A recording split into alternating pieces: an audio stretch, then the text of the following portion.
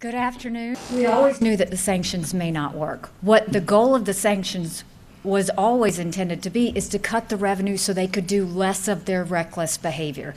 If they don't have the funding for the ballistic missiles, for the nuclear production, then they can do less of it. That's the goal of the sanctions. It doesn't mean that it's necessarily going to change Kim's attitude or his belief on what he wants to do, but it will slow down the production of the nuclear process going forward. Yeah. We had 130 countries that have now signed on to that reform. That's over 2/3. We don't want war. That's the last thing anyone wants. We don't want loss of life. That's the last thing anyone wants.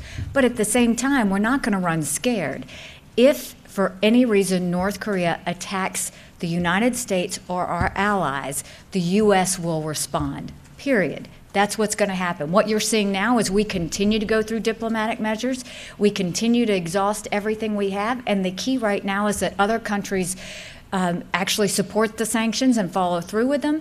And they also continue to isolate North Korea until we can get them to come to the negotiating table as well.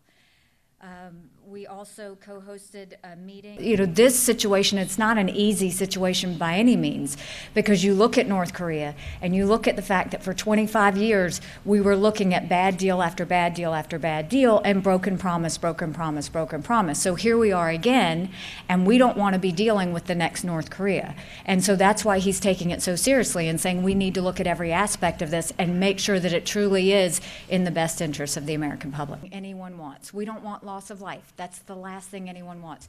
But I will tell you is a lot of countries are going to have their opinions on whether the U.S. should stay in the deal or not.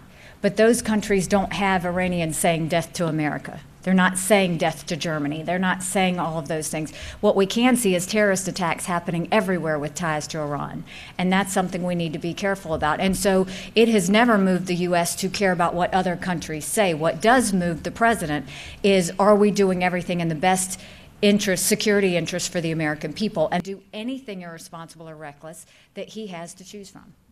In terms of comparing Iran to North Korea, that's exactly what we're doing. Is we had so many bad deals with North Korea, and everybody looked the other way. And every time they broke that deal, they looked the other way. Well, where are we now? They now have a hydrogen bomb. They now have ICBM. So if we don't do something, and we make the same mistakes we made with North Korea, we will be dealing with Iran that has nuclear weapons and ballistic missile technology. And so that's the concern, and that's what we're trying to do with that, yes. What we're doing is we had so many bad deals with North Korea. And I think that he, like every other leader, can tell you we're all scratching our heads over Burma, because all this has happened in 3 weeks.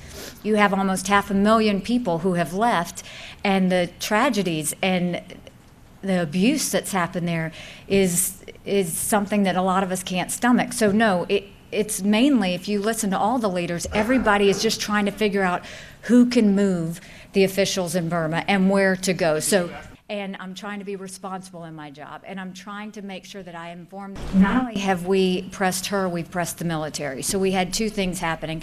Secretary Tillerson did call her and did discuss the situation with her, but then also General Dunford is calling the head of the military to say, look, we've had a relationship with you, but this cannot continue, and we need to know what you're going to do about it.